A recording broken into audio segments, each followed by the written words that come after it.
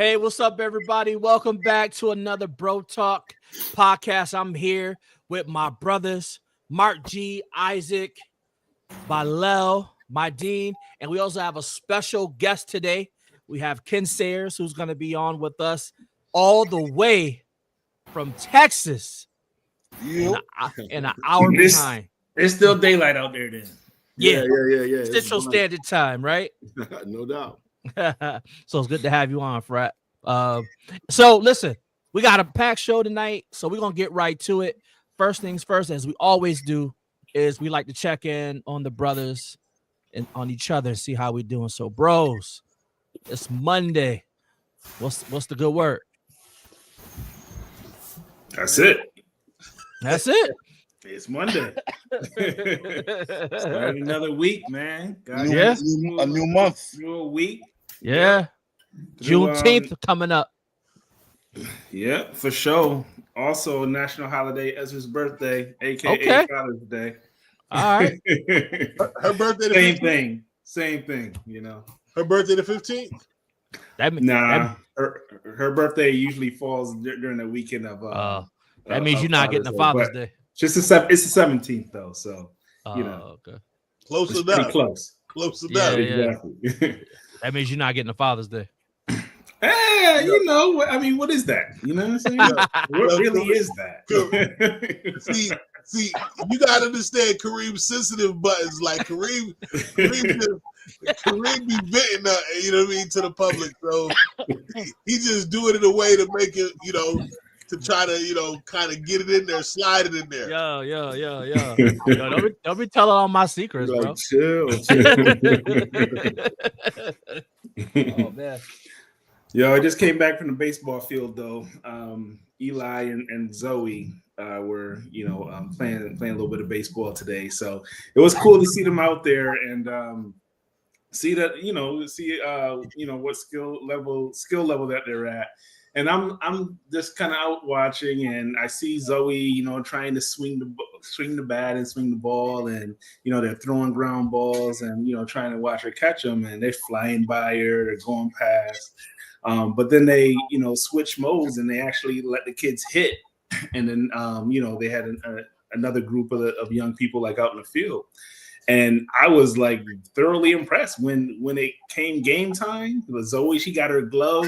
Somebody hit the ball. She was playing pitcher. She got her glove down on the ground, stopped it, threw it over to her brother at first base. Got the other kids out, and she did it right time. So, just want to shout her out. Definitely proud of her. Eli, he's kind of naturally athletic, so he's always out there kind of doing his thing. But definitely wanted to highlight her today for that work that she put out on the field. So kudos to Zoe. All right, Zoe.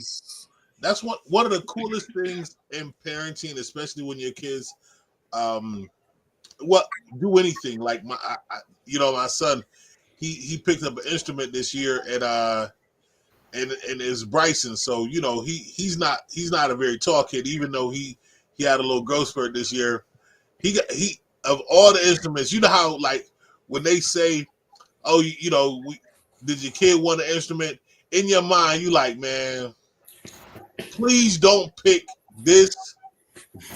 And that's exactly what he picked. And in my mind, I was like, well, he got the bassoon or something, or he got the bass. Nah, this dude got a trombone. Oh Lord, that's a dope instrument, though, man. That's a dope instrument. It's as big as he is. It's not that it's not dope. It's as big as he is. You gotta lug it around. Yeah, so it's like, and I knew, and in my mind, I was just like, man, why I got a feeling he gonna pick the trombone? And I was like, because of Andre 3000, man. That's all trombone. You see me in his face right now, you lost. But I had one of those feelings like for brothers and the people who can go back to the first Ghostbusters when they said you gotta pick your own, you're gonna pick your own like villain at the end, and that's how they ended up with Stay Puft, because it's the first thought that came to your mind. I was like, man, I should have never said in my mind, I don't want him to pick that trombone, because that's exactly what he picked. But I say all that to say, I heard him practice another night, and I was like, oh shoot, like You done got nice. He done got nice. hey, I could make out what he was playing. Okay. Make out what he was playing. Mary had a little lamb. What do you Have you ever heard Trombone Shorty? Yeah, that's exactly why I got it. Group. That's exactly why I got it. He said, Dad. So I was like, what made you pick the trombone? He said, you ever heard of Trombone Shorty? I said, well, how he know about Trombone Shorty though at 10 years old? Listen, Bryson. So I'm gonna tell you what my nieces call Bryson. They call him Young Sheldon. Okay. So, yeah. So for my, you know, so for the folks who know about Young Sheldon, yeah, that's what they call Bryson. That's all right, man. That's what's up. Yo, tell him to keep playing that trombone. If you stick it out, man, that could be a potential scholarship, and that could make him some money one day if he got serious about it. Up to him, right? I mean, it's up to him. Yeah, I'm about to say whatever you want to do. Hey, we just here to facilitate.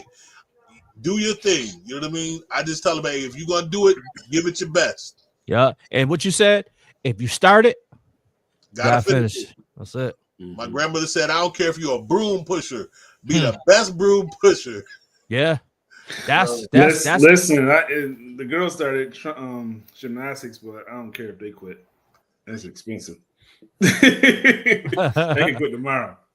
Brother Moses, yeah, we're gonna check them out when they come too. Yo, Isaac is next level, man. Just saying, man. I need some money back. That's exactly why you want them to keep going at this point, so you can get that return. Yep. Why not? No, I'll be okay with the 15,000 that is already out the door, man. I'm cool stopping there. Dang. Because next year is another 15. So dang. You got it though.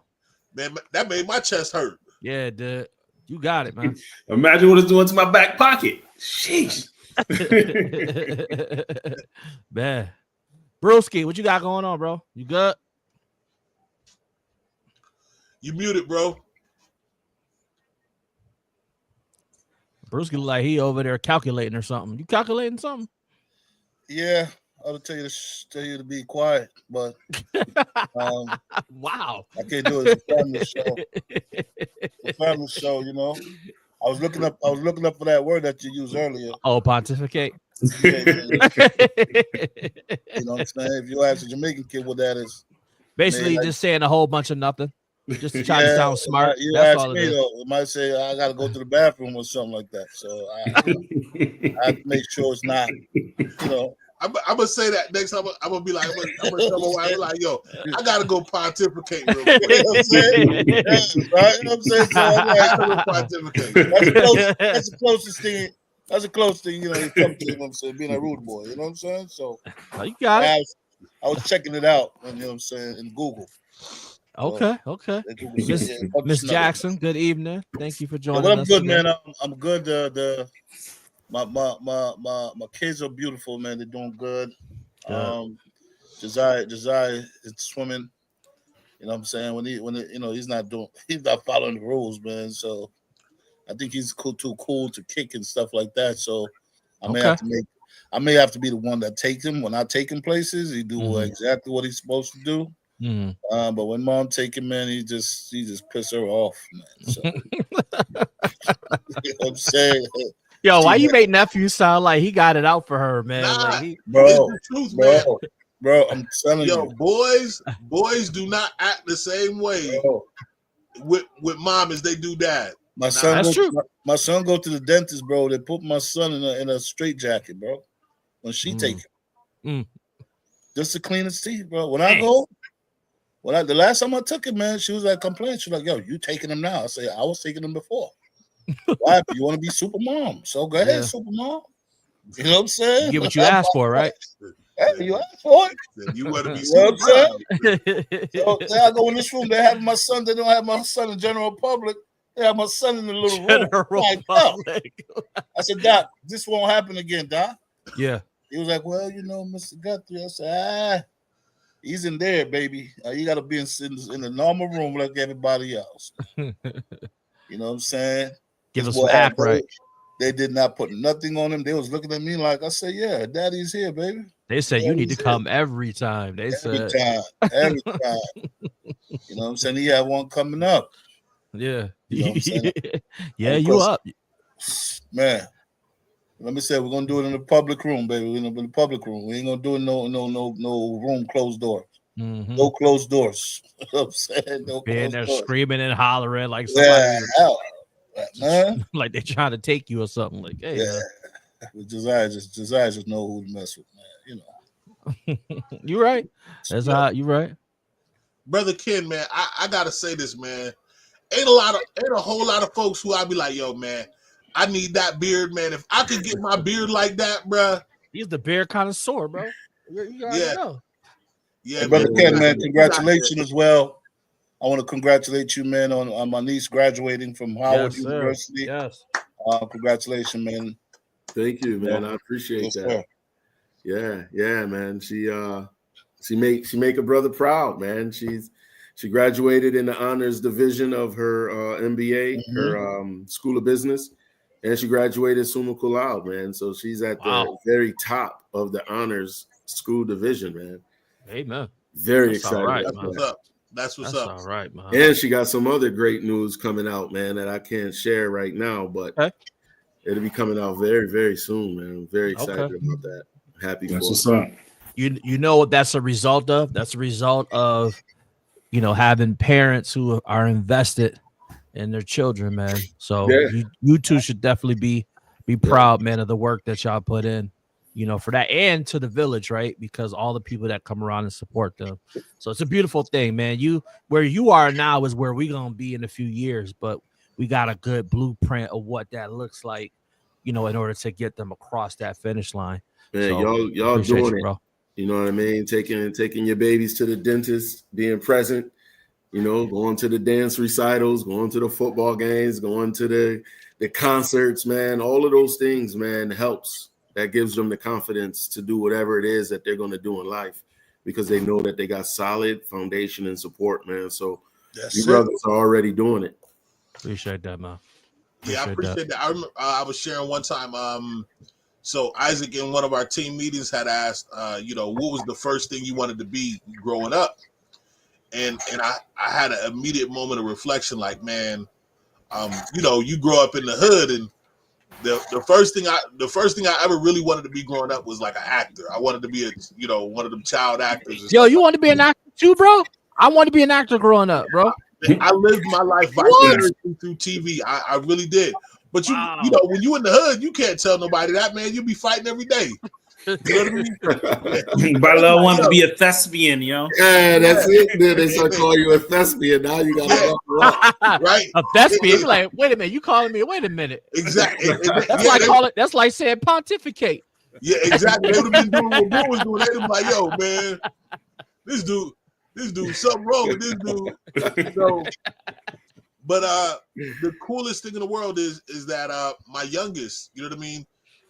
He told us, like, at the start of this year, matter of fact, the end of 24, coming into 25, he came to me and his mom, and he came up to us like, Mom and Dad, I want to show you like my goals. I wrote down my goals, and he was like, I want to be an actor, and he said so, and he had it so broken down. He was like, so I'm gonna do the school play this year, and every other year that I'm left at this school, and then so that way I can start getting practice. Like but for me, the part that really touched me about it was that he had the safety that he felt like I could share it openly and not feel like, there's gonna be any, ramification, negative, response to it. And to me that, you know what I mean? So I felt what you said, Ken, you know what I mean, in terms of, just kind of giving them the support that they need, because that creates, again, the safety for them to feel like, yo, I can be whatever I want to be, and I don't have to worry about, there being some kind of negativity around it or negative energy that I would have to deal with for sharing my dreams. Well, that just tells me you need to move back to the hood, bro. Nah. That's sus. Yo, you know what's cool though, B, is our kids being free to be vulnerable with us. So my daughter, my youngest, she's ready. You know, when she's ready to go to college, we discover that she's going to pursue acting. You know what I mean? Like now, you know, in middle school, in high school, and plays, man, that stuff is cute. But now, man, when you got to foot the bill for it, you're like, yo, I don't know what's going to happen after you graduate with an acting degree. But here she is, man. She's going into her junior year, just finished her second year.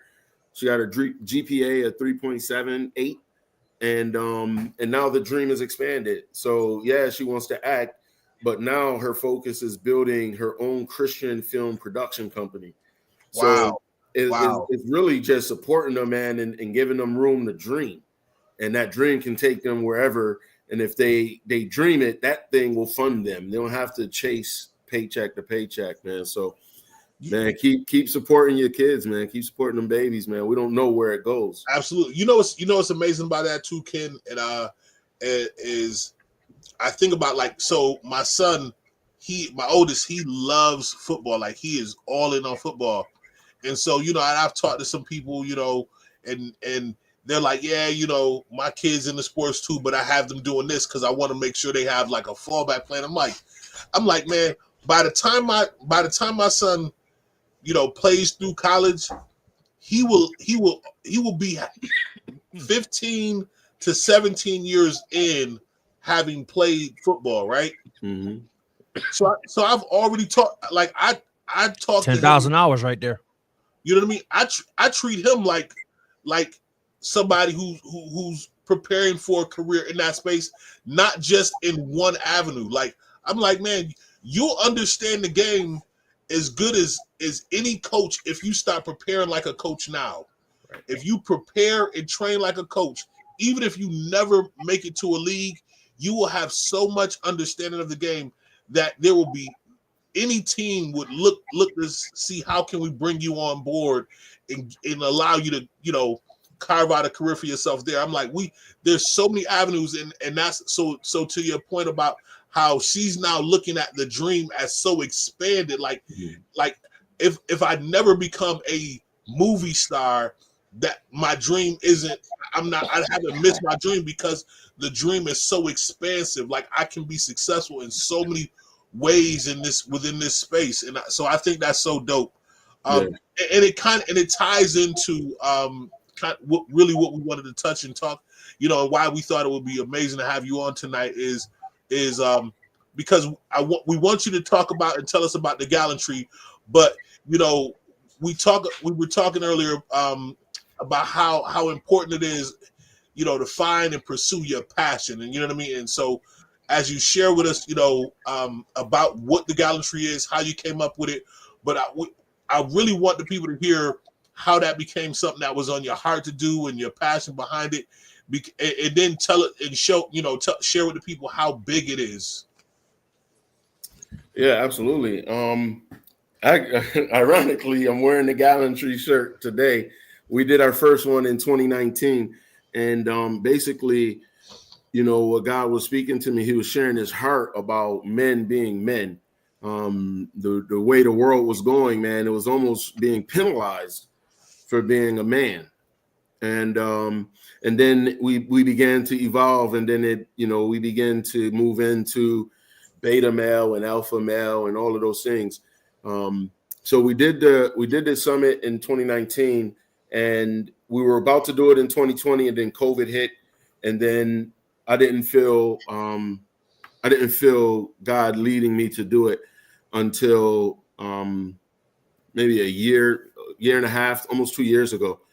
And when God gives me something, I have to make sure that it's him before I begin to act on it, because I'm pretty ambitious myself. And sometimes, man, if we move out of our own ambition, we won't have the same level of backing from heaven. And so I had to relax, because my sister LaShonda was having crazy success with her Epic Summit, her Epic Conference for women. And so when that was happening, I'm sitting here thinking like, yo, man, the men can be doing something. So I had to make sure that I wasn't trying to do gallantry because of Epic's success, if that makes sense. And so through the course of the year, the Lord, relocated my wife and I. We moved here to Texas. We began to get involved in things. She became a governing prophet of a church plant. I became an apostolic director of a hub. And the Lord began to give me these different subtle confirmations that it's time to bring gallantry back. The final confirmation was the movie The Forge. And if you guys have seen that movie, this is exactly what the gallantry is about. And so that's what I haven't seen it. Go see it. Yeah, if you haven't seen it, go see The Forge. Netflix. It's a very dope movie. But basically, what I'm looking to do, or what God has given me to do with men, is to build community with one another so that men can sharpen one another, so that men can encourage and uplift one another. But at the same time, men need to be able to hold each other accountable. That's something that we share at Rho Alpha. Whether we like it or not, we're gonna hold people accountable. And I was holding Chris accountable for them suspenders earlier. Yo, don't hate, congratulate. So that's pretty much what it is, man. God shared a heart with me in regards to the direction at church, not the direction, but what church has evolved into right now. People have foregone true accountability from a biblical standpoint for having a great moment or experience in church. So your discipleship really comes from you going to church every Sunday. And if the Spirit moved and you had a good time in singing and the word was really good, then you count yourself as a Christian and you're doing your thing. But throughout the week, man, you don't have anybody that's checking in like, yo, let's read, through Isaiah together. What is the Lord speaking to you through this? And we pretty much got away from true biblical discipleship. As the church began to become more seeker friendly, we began to be scared to challenge someone, because you may take your tithe and go home, and you may take your influence and split the church. So I may overlook different things that I could correct you on for the sake of you not, taking your money or your family and people's elsewhere. What we're doing with the gallantry is restoring the church back to true biblical foundation. When Christ gives that great commandment, right, we're there to share the good news. We're there to make disciples that is in the image of Christ. And so the way we do that is through discipleship. So if you picture, I teach this class, and I talk about T-Mobile and AT&T. And they each have their own cultures. AT&T's culture is vastly different from T-Mobile. But if someone is working at T-Mobile and then they transfer over to AT&T, you have to have what they call a person to onboard you. Now, that person that onboards you walks you through AT&T's process, because they're trying to teach you AT&T's culture. And they make sure that you understand the culture, understand your job, understand your function. And they make sure that you don't bring whatever they do at T-Mobile over there. That's not what we do here. Well, that's the same way with biblical discipleship. When someone comes to the faith, we have to be able to onboard them into the faith of what Christ stands for and who he is. We have to let them know that this is the culture of Christianity, or this is the culture of Christ. And we begin to show them this is what Christ looks like. And we begin to walk them through that process. And so we're returning the church back to that true biblical discipleship method. And in the summit, we have 3 speakers in each 3 cities. God gave it to me to do it in 3 cities. And that's crazy. I said, Lord, are you sure? Because, you guys know me. I don't have that level of knowledge. I don't have that level of skill set. I don't have that level of experience. I don't have that level of influence to try to do a summit in 3 cities in one day. And the Holy Spirit asked me very clearly, very bluntly, do you have faith to do it? And I was like, well, I have faith all day. And so that's where we are now, is just completely out of faith, completely hearing from God to make every step of the way happen and make it possible. And so that's where we're at. We have 3 speakers. Each city has their own speakers. They have their own way that it'll go about. Our 3 topics is kingdom finances, spiritual leadership, and true biblical discipleship. Each speaker will have roughly 45 minutes to an hour, and they're going to break everything down and they're going to share. After the speaker, the men will break up into their own groups, 5 to 7 brothers, and they will be together for the entire summit. They will begin to ask each other questions, make it practical of what they heard, share their own experiences, and then we'll move on to the next speaker, so on and so forth. At the end of the summit, those board groups that they've broken into will become their discipleship group, will become their accountability group, will become their community of brothers that they will meet with and hold each other accountable and sharpen one another. We call those groups board groups.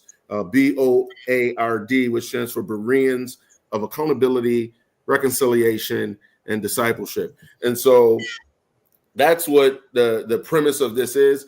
So long after the summit, our organization is going to walk with these board groups and these leaders. We're going to continue to provide resources. We're going to continue to provide trainings and development and support so that they can keep the fire burning and making a difference in each other's lives. Man, that's amazing, bro. Can you give us those cities one more time? What's up, Calvin? How you doing, man? Yeah, absolutely. Rochester. We're going to be in Rochester, New York. We're going to be in Charlotte, North Carolina, and we're going to be in Dallas, Texas. I think that's close to you, Cal. Yeah, and this it definitely sounds amazing, and it sounds like a great opportunity for everyone that is going to be in those spaces on that day. And I just wanted to ask the question for those that are listening in. Who is this for? Like, who's your target audience? Does it have to be somebody that is already, in the church that, is coming to church regularly? Are you looking for, some people to bring someone with them? Like who is your target audience for this? So it's for men, right? It's for men. If you're walking around with the package, man, this is for you. You heard it here first. Understanding that package. What if you got the package dressed up? Yeah, not the honey packets, but so it's unapologetically godly. So men that's coming, it's not a motivational kind of deal. It's not a feel good kind of deal. This is about coming into community and strengthening each other in our walks. So this brother may not be saved, but he understands this is a Christian sort of event, and he wants to come to see what it's about, to see men come together, because a lot of brothers go to Islam because they like the discipline. They crave the boundaries. They crave to have that kind of hierarchy and that kind of control, not understanding that the Bible is a discipline. Our faith walk is a discipline. We can't just wow out and do what we want to do. The mainstream make it look as that way because we do what we want to do. Those of us who say that we love God, but with our mouths, with our hearts are far from him. Right. So then we represent Christ by doing whatever it is we want to do, and then just say, the Lord will forgive me, or the Lord knows my heart. Like, no, there's some real things. There's some weighty things that's at play here.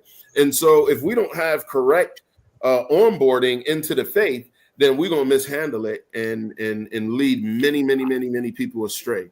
I heard somebody say that grace restores a relationship, but it doesn't negate the consequences, because there's natural consequences that still need to happen, right? So let's say you steal something from a neighbor.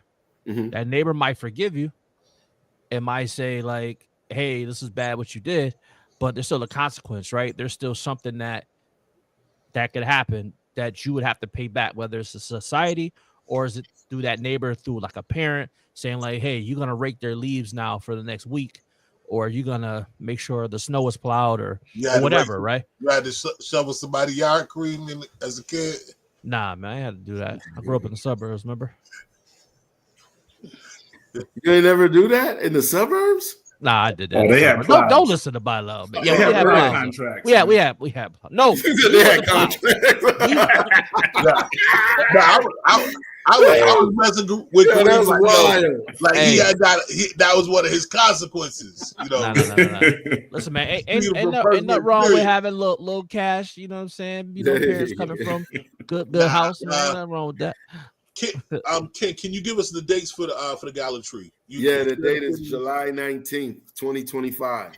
Okay, so July 19th, 2025, 3 cities simultaneously happening. That's gonna be powerful. That's what's happening. Absolutely. That's gonna be powerful. So Ken, talk to us about this move, bro, because one of the things that I think that, I mean, we know your story, right? So you can give us the high level, and we know what you're talking about. We got context, but talk about this move, man, because this was a move of faith, bro. Like, right, it wasn't just about gallantry, right? Gallantry is part of it. There's a bigger call, right, that you're really talking about, and that is being a discipler of men and really bringing people, close to Christ, right? So as they so choose. So talk to us a little bit about, man, that journey, because as a husband, as a father, man, you worked with your wife, and man, it had to lift that family up and move. And I know that can be stressful. That's transition. That's moving away from things. That's moving away from your friends, your family, things that are familiar to you, to go into a whole different. Yo, B, why you smiling, bro? I'm just telling the story here. Yo, B. Yo, we'll talk afterwards. But kid, tell us about that. Kareem, you just funny, man. You are hilarious. What'd you say, B? We all have that backdrop context. Yeah. But listen, it is one of the most hardest things ever. Because we don't, when I say we, I'm talking about my family, but specifically me, I don't want to misrepresent anything. I don't want to make it seem as if, I preach Christ, or I live a holy, or I live a righteous life and publicly, but then behind the scenes, man, I don't live it. And so if I preach it, I want to be able to live it. If I'm preaching faith, if I'm saying, hey, man, we got to hear God, or God is real, and we got to listen, and we got to boom, boom, boom, then I need to walk that out. And so what started happening, it started happening with the things that he's begun to give me to do. So we've been doing these moves like the Expect Conference, which is like an overnight powerful worship demonstration service. He gave us a gathering, which was to gather churches in the body and kingdom together, to come together and worship and pray and hear prophetic words over ourselves and over the city. And so as he's given me the 24-hour prayer movement, where we locked down for 92 days. We created a prayer movement where Rochester was covered in intercession for 92 straight days. And there was 7 states that was represented. People, like, I had no idea that people in Chicago, people in Dallas was linking in and signing up to pray and cover Rochester. And so when he was giving me those things, it was after the prayer movement that I went into a fast, and I can't remember how all that transpired, but after that fast, I couldn't do certain things until I created a vision board. And so here I am, the fast is lingering on. I'm asking the Lord, like, all right, I'm ready to be done. And he reminded me that at the beginning, I was supposed to do a vision board. So I create this vision board. I put all of the different things that we've done, all of the things that I want to see happen and things moving forward. And around that time, Dallas, Texas started to be highlighted to us. So I had no idea that we'll be moving here, but because it started being highlighted, like, our ear would catch it. The frequency would catch up with us.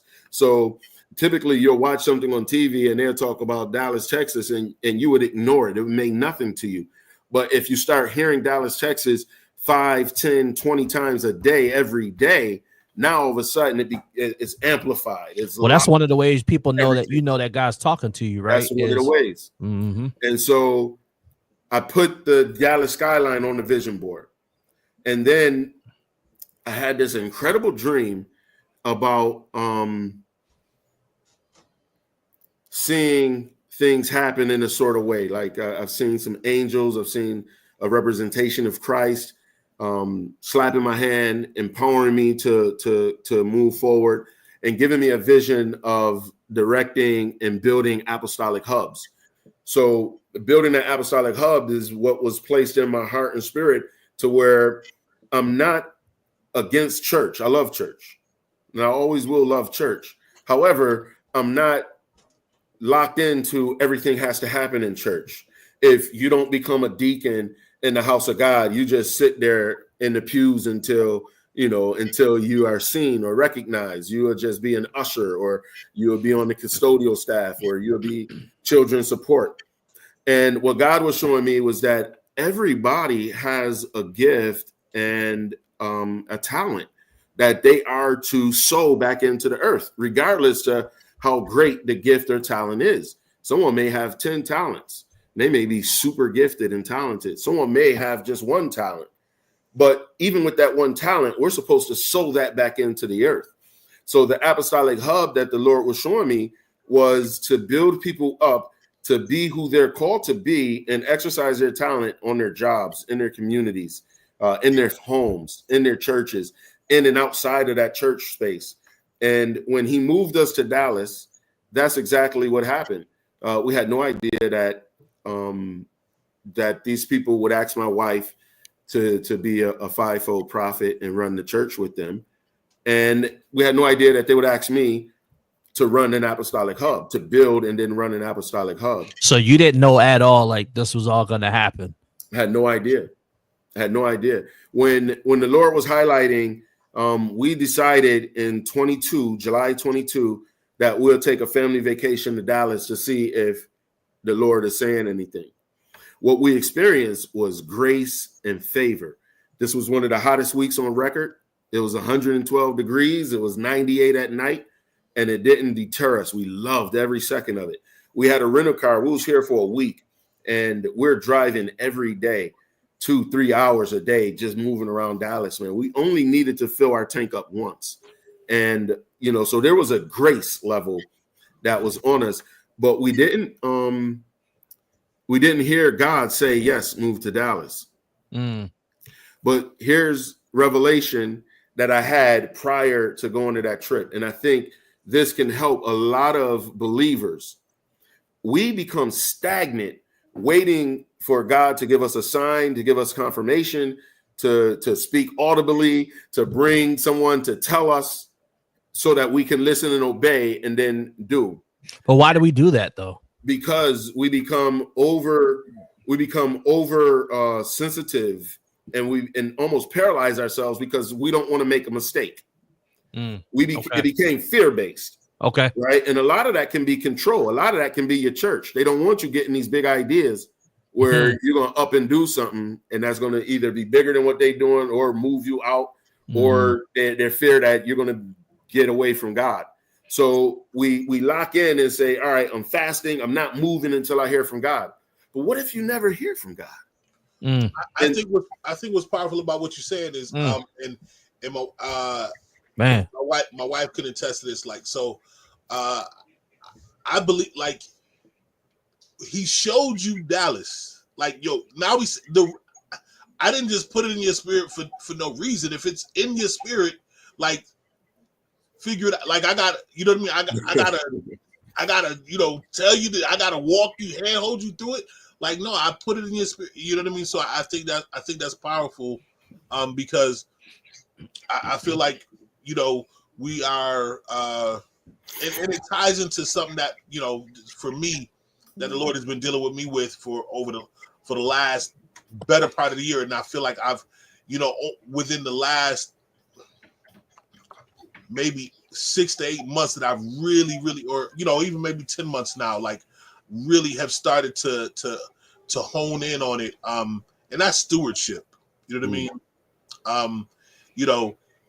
Like, if the better stewards we become, the you know what I mean, the better everything around us in our atmosphere, you know what I mean, we'll see the trickle over effect and everything in our atmosphere. There's a thought that I wanted to kind of get from you, because I know to know you is to know that you're a passionate person, but just hearing when you can hear the passion on something, you know what I mean. I wonder if you were just kind of share with the people who might be listening, watching, how as it relates to finding your passion, you know what I mean, and how important that is to carrying out and living out purpose, you know what I mean. Yeah, absolutely. What's crazy is I'm getting ready to prepare some equippings directly to that, and it leads into what we were just talking about, of being paralyzed by fear of making a mistake or fear of not hearing. So this is what set us free. This is what set me free. We were struggling and not understanding what was going to happen with our daughter trying to get to college. She wanted to go to Howard. We heard Howard. We believed that it was going to be Howard. And then it turns out that out of 27,000 people that year that applied, she didn't get accepted. And so now we're struggling because what do we do? So yeah, we wanted to hear if she is to go to Hampton, if she is to go to Bowie and another school that she was contemplating. And it took a lot of lamenting. It took us being frustrated. And then revelation hit me. And the Lord spoke to me as clear as day. And he just shared this. He said, does Holy Spirit live within you? And I said, yes. Can I give you confirmation and words of affirmation and yes to go? And at the same time, can I give you warning and words of heed to not move? I said, yes. Well, if Holy Spirit lives in me, then I can make the decision of what I want to do or how I want to do it.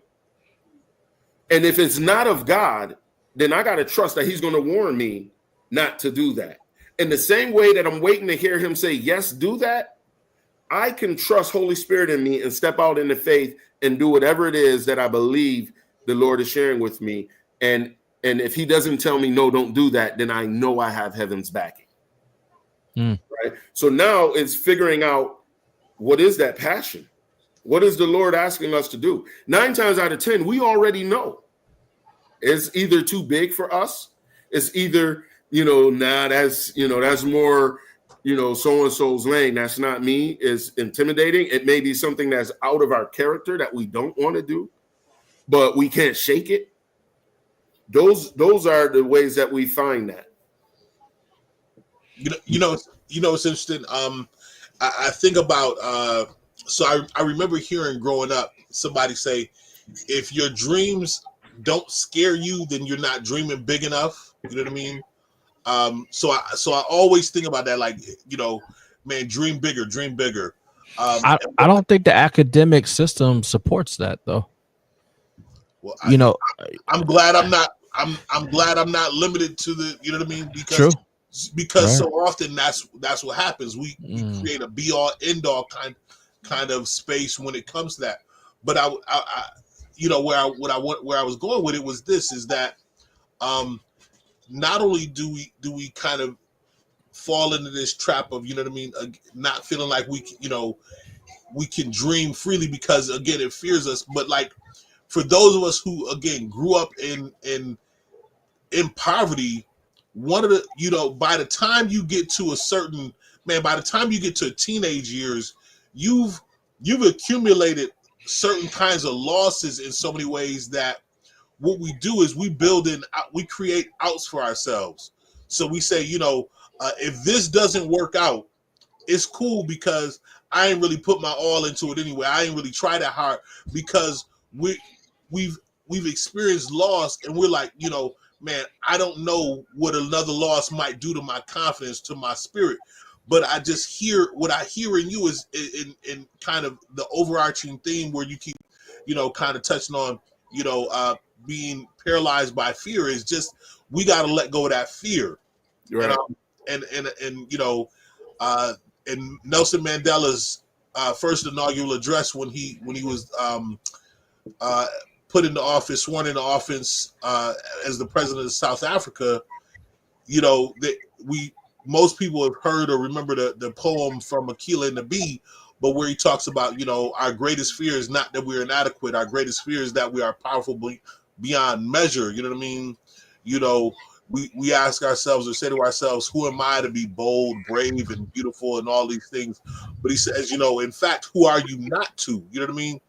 Our playing small doesn't serve the world. And so I think, I just want to, I'm saying all that to say, I'm so grateful and appreciative for you to, coming on and sharing and just, all that you've shared and kind of just imparting all of this, because I think somebody is going to hear it and is going to, unlock that, that fearlessness that's been dormant, because again, they've been so worried and kind of held and paralyzed by that fear. So I got a hot take on that. Now, I believe everything you're saying. I'm just speaking for the other crowd, right? Because those things sound great until it's staring you in the face. And then at that point, you got to make a decision. So what does one do, right? Are there steps? Is it just an internal fortitude that has to be in you? Like, well, what is it? Because people, like, Rochester has this thing, right, where people are like, oh, I'm going to move here, I'm going to move there. The jokers be still in Rochester. And a lot of people, and everyone that moves says the same thing. Man, it was the best decision I ever made. At least people in my circle. Best decision we ever made. Like, you get out of town, and the next thing you know, all types of opportunities open up that we wouldn't have thought of. Now, is it the move that opens up the opportunities, or is it getting out of that environment that you're comfortable in? Now you have to be in an environment that's unknown. So now you have to do some things a little bit different in order to establish yourself, in that new community. That wasn't a hot take. That was a question. Hey, man, Rochester is a gated community, man. If you guys don't know, it's a gated community, man. Talk about it, bro. I just feel like, by seeing my mentors, what they go through, and they bright minds, they bright, smart, all, what I'm saying, they're witty, and it takes them leaving out of Rochester to be making big money. You know what I'm saying? They could have made the same money in Rochester with their skills and talent. It would be so easy for them to bring it to the city. You know what I'm saying? And the city would be better today. You know what I'm saying? Brothers like Maurice, Rod Jones, you know what I'm saying? Brother Leonard Brock. Those brothers were still in the rock, man, and get the blessings that they should get with the financial component. I believe Rochester would have been better. Ken says, you know what I'm saying? So I think then when they brought their talent to other places, it's people welcome that. They welcome the talent and the knowledge of what they have. And his money's not a problem. Money's not a problem in Rochester, but Rochester is just gated, man. You know what I'm saying? It is what it is. People just got to speak the truth. You know what I'm saying? And just move on, man. If they got to make it happen someplace else, and it is what it is. Yeah, sometimes, man, the familiarity of it all, man, breeds complacentness, That too. And so we get used to having a Dr. Brock. We get used to having the Rod Jones and Maurice in the venue, and then we don't appreciate it as much. And then they go to other cities, and there's a different mentality. Yeah, where blowing up. That kind of work is appreciated and championed and supported and elevated. Now, mind you, they're going to have their own, everybody's having challenges. But to your point, that's exactly what it is. And Kareem, I'm not certain if I would say that that's not the case in academia. What I would say is culture. And any environment has culture. Yes. Anybody that dares to do anything different outside of that culture, yes, you're going to run up against it. So you can be in academia, but if you're being called to do something that goes against the culture of academia, well, it's a grain. You're going to find yourself on the outside. Well, I'm definitely called to do something outside the culture of academia. I'll tell you that for sure. Say it again. I've been there.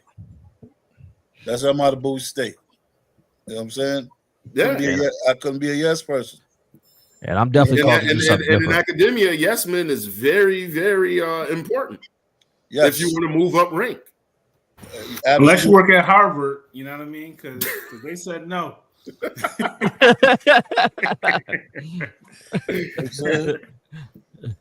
But that's where the culture doesn't allow it. So I come from a street culture, kind of like Bilal, where being an actor, man, just wasn't going to cut it.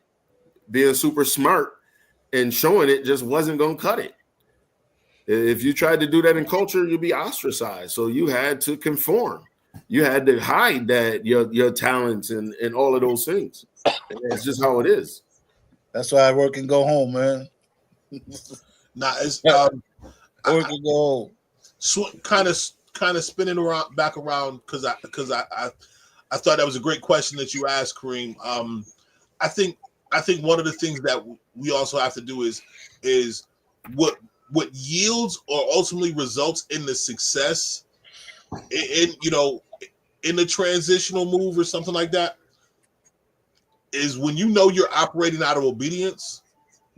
You know what I mean? Like, to me, that is what brings fruit is I know I was in obedience.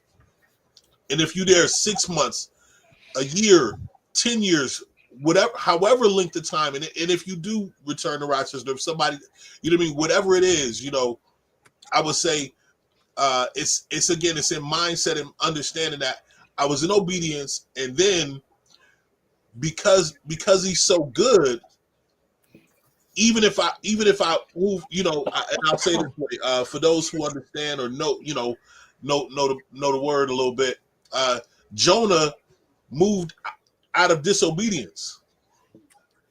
And when you if you really, and it's a short book, but if you read Jonah, right, here it was when he said them people not gonna listen to him. Well, what was the point? But the people on the boat, right? He was never supposed to encounter. Had he just done what he was supposed to do, he would have never encountered those people on the boat. But those people on the boat ended up being blessed. That them people on the boat said, "Man, surely, like if after we've thrown him off this boat, the rains stop moving and the sea calms down, then we need to be worshiping whoever he worshiping." My point is that whether we're in obedience or even disobedience, and we find out if we understand how to correct and course correct, if we feel like, oh, maybe that was just me, you know what I mean? There is either I win or I learn. Either I won or I learned. And to me, then that means there's no loss in it for me. You know what I mean? So I feel like that's the mindset I feel like we have to have. I agree. That's the thing, right? So and we can spin that however, and it's going to work because biblical principle work for wheat and tare. It's going to work regardless, right? But what my point is saying is that there's a higher culture than this earth culture and all of the other subcultures. There's the culture of the kingdom. And so when we begin to see that we can operate in that culture, then we're not going to be any longer bound by any of these other cultures, because now we understand the culture we belong to is going to always have our back and cover us. Even if we got to go through hard seasons, we know that we're still covered. So if I got to go against this academic culture, and that means I got to lose my job, right? And me personally, a real experience would be my work at the city of Rochester. If I don't have to compromise my integrity, I'm of a higher culture, God still kept me. Yeah. Even in those situations. That he did. So there's a higher culture that we're a part of. And when we figure that out and we learn how to walk in that culture, then we understand that we have authority over all these other things. Yeah, we have authority just because I know we got a mixed crowd listening. We have authority when we have Christ inside of us. And that's understanding the culture of kingdom.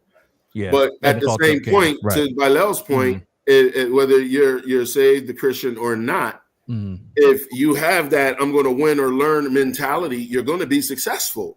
Yeah. Because you're going to take the risks. You're going to take the shots. Reigns on the just and the unjust, right? And you're going to make your wins. And then when you fail, you're going to make adjustments and you're going to keep pushing. That's why certain people are wired that way. Like, I lost $1 million and then I'm going to get the $1 million right back because this is how I'm wired. Yeah. But I'm not losing that $1 million. My dad used to say, you got wisdom. My dad used to say, you miss 100% of the shots you don't take. Angel Reese misses 100%. WNBA, don't she? Here you go, man. Leave that girl alone. Man. It's funny. 90%. I was having a conversation about that. 90%. I think, again, to that point though, right? You know, you'll get in a place. And her platform was, and her gifting and her ability was intended to get her to that level, and perhaps transition now. You know what I mean? Like you got to the platform. Now you're able to do so many other things. That does, you know what I mean? She don't need WNBA money, to be honest with you. You know what I mean? Yeah, she should transition. Here you go. I'm just saying, yo. The WNBA feeds all of the other businesses that she has. The WNBA is going to give her the notoriety, the visibility. Exactly. And she's gotten to that point.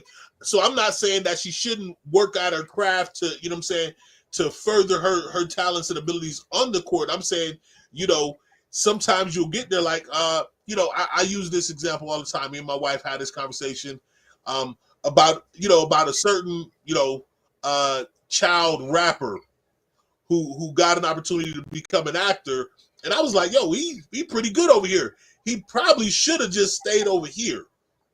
Once he got in the movies, he should have just stayed in movies, similar to how Will Smith, there's a generation of kids who didn't even know Will Smith was in the music industry because of how once he got into that lane, he saw an opportunity to really capitalize on himself and say, listen, I can be that guy who is not 40 years old trying to rap anymore or having to rap because, you know, ain't a whole lot of people selling out arenas at 40 years old because people don't want to listen to 40-year-old rappers. You know what I mean? So, you know, toy. You know what I mean? Doing it though, they listening to him. They listen. Oh, they listening. But that's what I'm saying. It's like you can get to a place with a particular platform, and the other. Anna, I love you, Anna. And the other doors that it opens for you, is those doors are opening for you to walk through. Yeah. Somebody said, "Don't be talking about Bow Wow." Yo, he on podcast now though, so he listen, man. Johnson Family Vacation is one of my top tier movies of all time. So, man, I'm gonna tell you what, man, one of my favorite movies. One of my favorite movies is Roll Bounce. Yeah, that was a good movie. That boy got stretch pants. I knew you was gonna say that, right? I will never see those movies. Like Mike, man, y'all ain't like them air. Nah, we ain't like that. I did. I like Mike. Come on, man. You know you watched it 3 times. Stop it. He was just a little kid with braids trying to bounce a basketball. My issue with like Mike was like, yo, as much as I respect Morris Chestnut as an actor, brother didn't look like convincing as a basketball player. Yeah. He didn't convince as a basketball player. You know what? I wanted to say this last thing to Kareem. I know the time is running. But you were talking about how do someone make that decision to finally step out and make that change, right? Mm-hmm. Here's a powerful quote. It says, when the pain of remaining the same outweighs the pain of change, then you will change. That's it. So, you get tired of, it's more painful for you to stay the way you are, to stay where you are, to keep the same thing than it is to actually change. Then you will make that change. D. Eric Thomas, man. Dr. Eric Thomas. Can you share that quote again? When the pain of remaining the same outweighs the pain to change, then you will change. Yeah, it's funny. When we get offline, I'm going to share something the Lord gave me. And we're, along those lines. You know what I mean? So, thank you for that. Absolutely. Man, so everybody's been a great show. We've got our brother Ken Sayers here, who is the leader in the gallantry. Hold that shirt up again. Hold up so we can see bro. it. Make sure y'all go ahead and register for the ladies. If you got a husband, a brother, a significant other, a cousin, go ahead and let them know about the gallantry. So Ken, just tell us real quick, how can somebody register?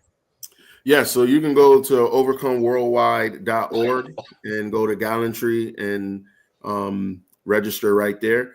You go to the Facebook page. Yep. I got all of the links set up there. I can I'll get them and drop them in this chat too while you're closing up. And Brood, I got a store for this gallantry. We got custom shirts, so they're going to be fire, and we got custom hoodies with the cities on the Iron Man. Is real fire. So you can go to MD, baby. I don't need none of y'all cities. My mind's going to be cityless. I'm an MD. The DMV. Maybe we'll do MD next. Hey man, maybe we come to the DMV next year. Hey, pull up, man. No doubt. Pull up, baby. So Ken, anybody during this time of the show, we usually do shout outs. You know, sorry, anybody that you want to shout out? Yeah, man. I want to shout out my daughter, Kennedy Sayers. Shout out, Kennedy. For her graduating at the top of her class in the honors division of the business administration program. Salute. And summa cum laude. Very, very, very excited about that. Salute. And yeah, man. So I'm shouting her out, and she got some real dope news that'll make sense once she releases it. Salute, nice. Salute. That's what's up. I hope it's a news that I'm gonna like, Kennedy, because you have me, you have Uncle Bruce start thinking. You know what I'm saying? Listen, I do have my shotties. You know, listen, she locked down her job in Arlington, Virginia, so she's still in your area. Good. She's going to be working, man, with Bloomberg, so she got a real dope job offer. So yeah, man, just shout out to her right now. That's what's up. That's what's up. Don't forget the wife, dog. Don't forget the wife. Oh yeah, don't forget the wife, dogs. Oh man, let me shout out my wife. we always do the wives on here. Hey, dogs, don't get She's doing her thing too, man. Like I said, she's the governing prophet of this church. Shout her out, baby. Culture Worship Center, Dallas, doing her thing. My daughter Cass is doing her thing. Like I said, she got the 3.7.8. She's killing it. My son Kajan is killing it in Rochester, working in the leadership position at U of R. So we're blessed, man. We're blessed over here. No doubt. That's what's up. Man. Give everybody our love. When you come on this show, man, you got to shout out the wife, baby. You know, people sleep on couches. People got couches. I'm just saying, you know, man. You know? Couches. No, we're on couches. Hey, they say hey, guilty people, you know what I'm saying, telling themselves, right? Just saying, dog. Hey, dog, I ain't trying to get between your thing, man. I just don't want to sleep on no couches, baby. Hey, man, I appreciate it. She gonna love it. Yo, look at Kareem's face right now. Hey, everybody look at Kareem's face. I ain't call no names. I'm just saying people. You know what I'm saying? Man. I get to sleep on the floor. It ain't a whole lot of people on here. Hey, myself, baby. Myself. You know what I'm saying? Yo, he said ain't a whole lot. Hey, man, ain't a whole lot of people out here. Listen, man. Yo, how do I? Oh, there I go. Well, first I want to shout out, man. I want to shout out to Toy. I know Toy, man. My little baby niece. She graduated, man. Shout out Phoenix. Shout out. You know what I'm saying? She graduated, man. Love it. Shout out to all the graduates, man, in the Rock. Yeah. You know what I'm saying? In the DMV, in Brooklyn. You know what I'm saying? Shout out my baby Anna. So she pulled up, man. I love you. I haven't talked to you in a minute, but just know the love never goes anywhere when it comes to you. Shout out to y'all brothers, man. You know what I'm saying? For always holding it down, doing y'all thing. Appreciate you. And this dogs having you on, man, is so much better than having James Walters. Appreciate that, dog. Yo, how you gonna do my man like that? I appreciate you coming on, man. It's so much better with, you know what I'm saying? Because his internet wouldn't work. We've been talking like we're from Alabama or something, like back at Bush Place, man. I appreciate you coming on, man. Word. You know what I'm saying? No doubt. And shout out my dean, man. Shout out my dean, Patrick Setz, for being in the something to do with the Brockport, man. Yeah, his ad all over the place, man. Hey, man, Yeah, my man. dean, man. My dean, I salute you, Dean. Love and respect always, man. You know how we do. You know? Yeah, he was sitting behind me. Was it Sunday? It was yesterday, right? Yeah, Yep. yesterday at the dance competition, man. Oh yeah, that's when we seen the big back picture. Yeah, man. I'm just Really, yeah, Kareem? man. It's crazy. I'm just, Watch How your you mouth. calling somebody big Watch back? your mouth. Watch your mouth. I know you ain't That's calling it big, man. This wild. is a family Wow. show. This is a family show, man. Let's hurry up, man. You know what I'm saying? No. We gotta let Kareem get that one. Hey, man. Hey. I know you ain't talking about my dean. No. I'm not talking about Patrick. I'm talking about Isaac. Oh, no, my son don't know about him either. What you mean?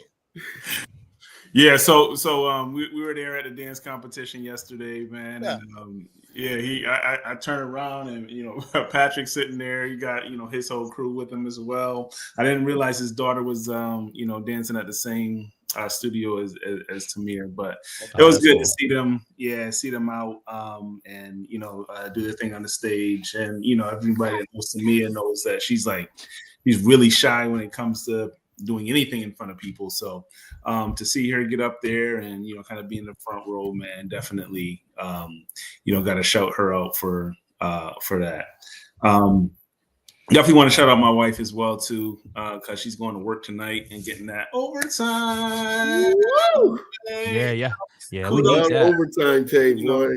Taking care of the house. She made me dinner. She's taking a nap right now, and she about to get up and go. Got to salute her for all the work that she does and the time that she puts in. Ken, I just want to say I definitely appreciate you coming on the show as well too. I think the last brother we had on was Doc Brock, man, and it's good to be able to kind of look at a video and see our guest. You know what I mean? So shout out to you for being come on, man, for being here tonight, Ken, man. We definitely appreciate attacking you. My brothers, man. and all the other brothers here, man, on the show, man. It's always great to see you guys on Mondays, man. It's always a good time. So, no doubt. Yo, you want me to go or you gonna go? Go ahead. Go. You got 30 seconds. Watch your mouth. Man, I want to shout out. So Phoenix went to prom over this weekend. So shout out to my niece Phoenix for going to the prom. Vision, man. I remember these kids, man, in car seats and arm babies and now they at proms and stuff, man, and they just look so they just to see them smile and all that good stuff, man. It was amazing.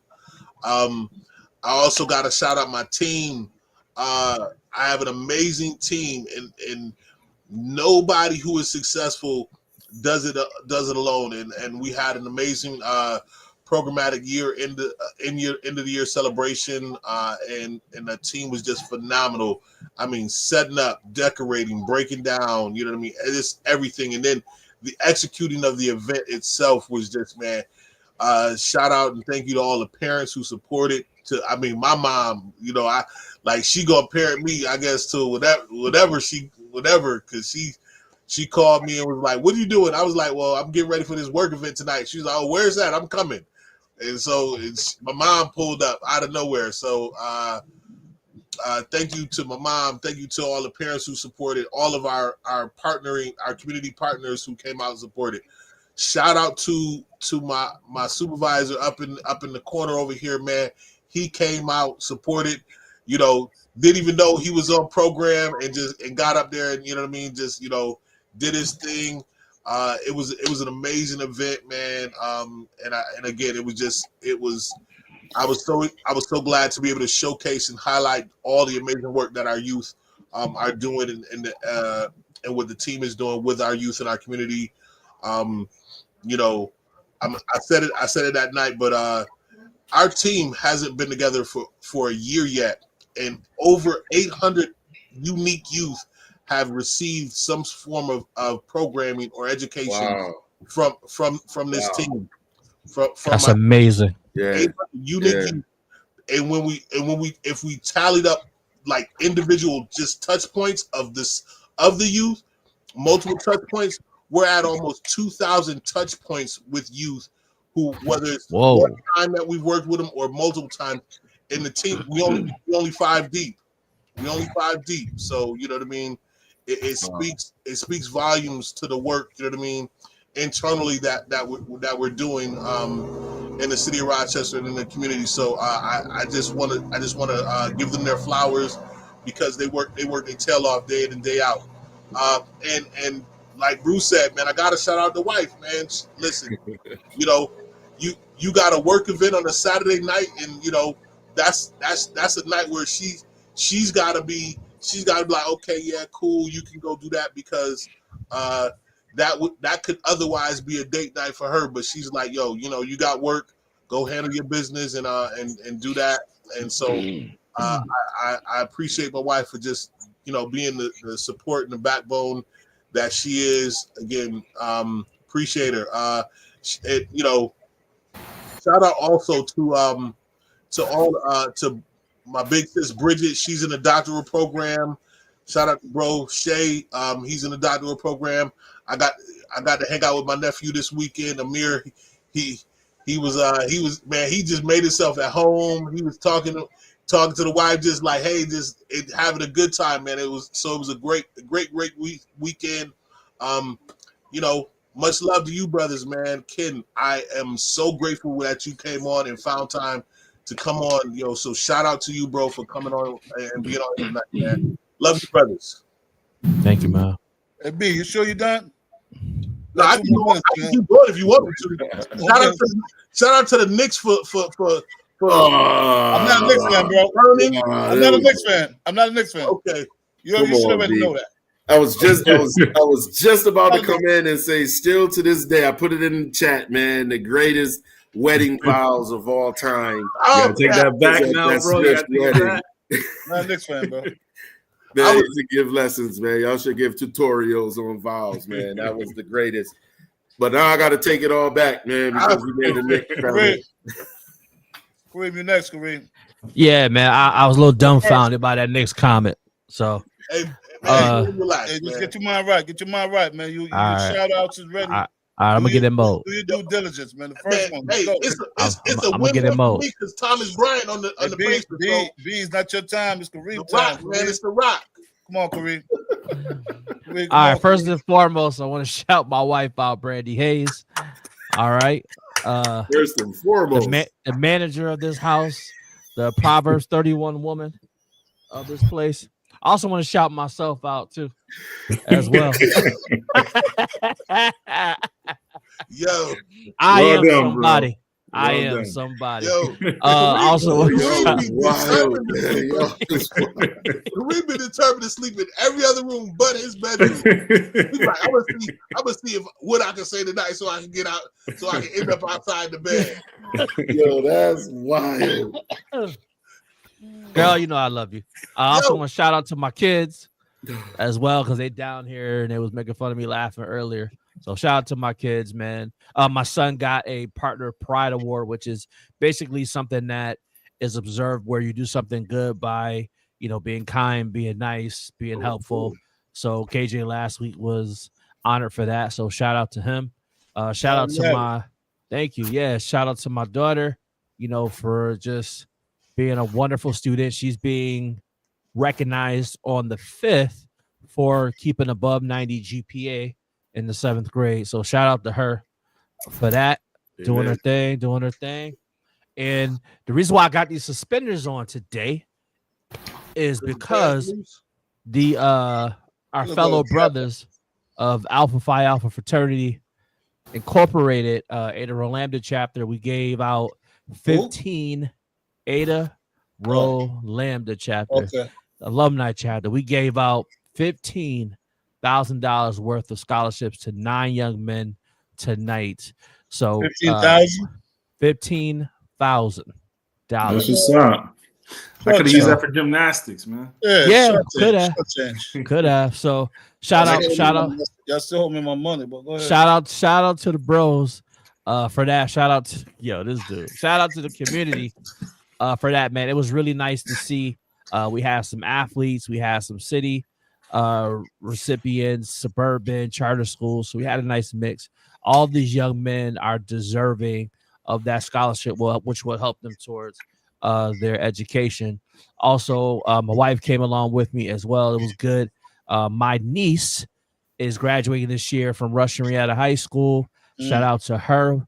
We love her. So y'all And are suburbanites. yeah, we was there. Well, you know, Brandy went to Rush, so we was there, and she's going to University of Albany, paying Love Albany. near nothing to go.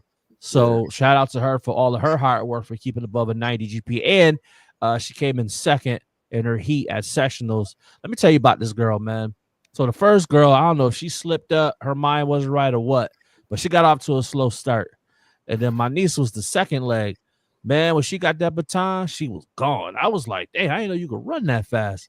So shout out to her and her team for the work that they did out there on the track.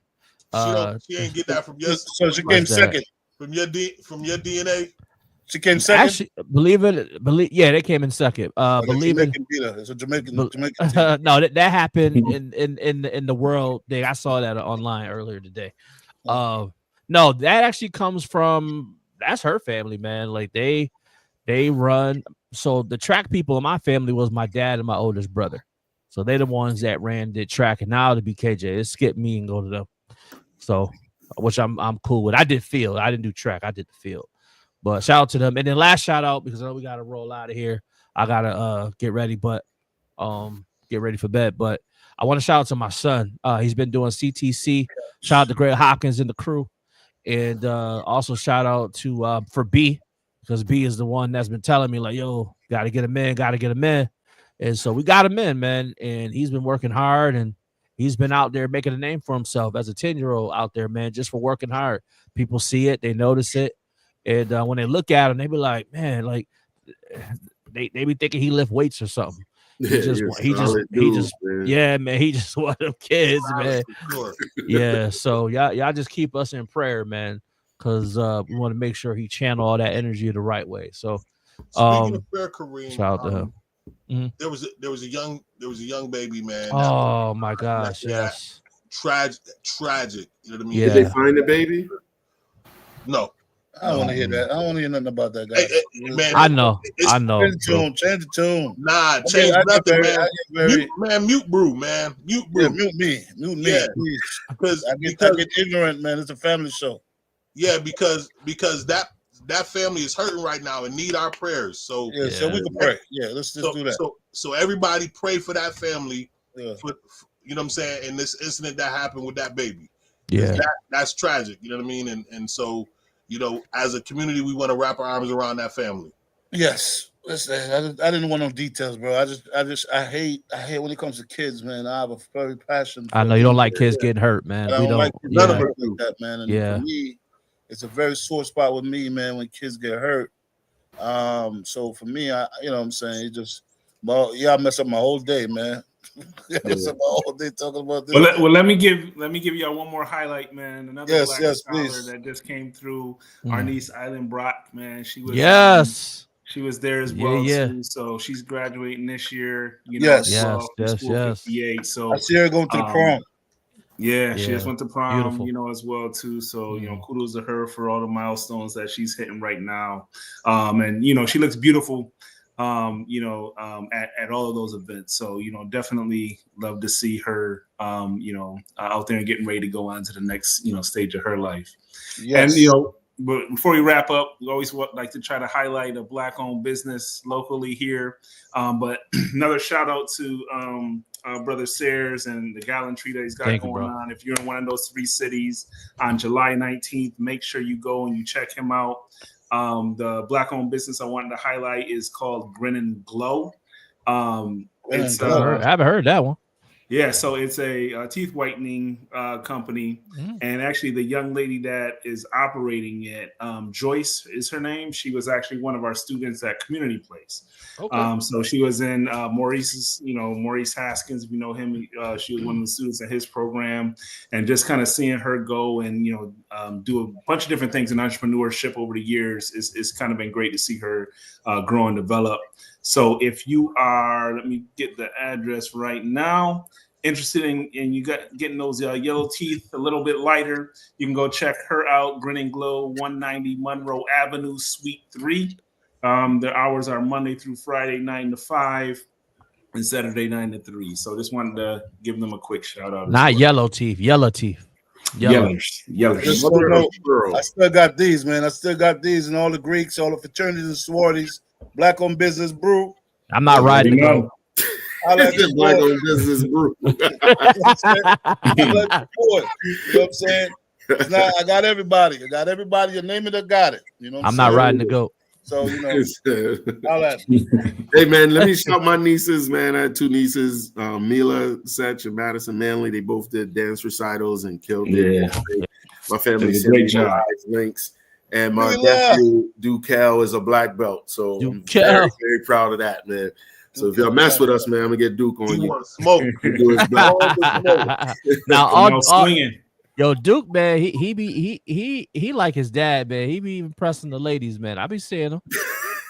I was like, Kareem don't get out here. His dad in there, man. Kareem get out here and don't know what to say, man. Take us off live, Kareem. Quentin daughter is a black belt too. Oh, Q daughter is a black belt.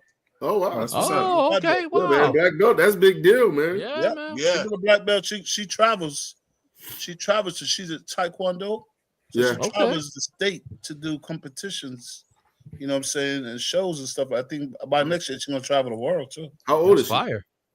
She's like 12. Yeah, 12? It's gotta be 12, right? Yeah, that's what's up. Yeah, it's my goddaughter. Yeah. I like it because they everybody in that dojo got to call them Mr. whatever their last name is. So them kids got to address you formally, man. Mr. Setch. That's what baby said. Put some respect on my name. Anna, you let me know, and I got you. I got it too. No. Well, all right, everybody. Thank you so much for watching. Ken, once again, thank you for being on the show with us. Listen, everybody. Please, man. And Ken, you have an open invitation. No. You know what I'm saying? We can't give it to everybody. Open invitation. Right. I love it, man. Love to be on here. Hey, we got one more show coming up, everybody. So we're gonna end next week so that we can go and enjoy Father's Day and then enjoy summer vacation. So if you haven't been on the show yet, hitting us up in the comments. Join us next week. After that, we're gonna be done for the summer. Anna, text me, Anna.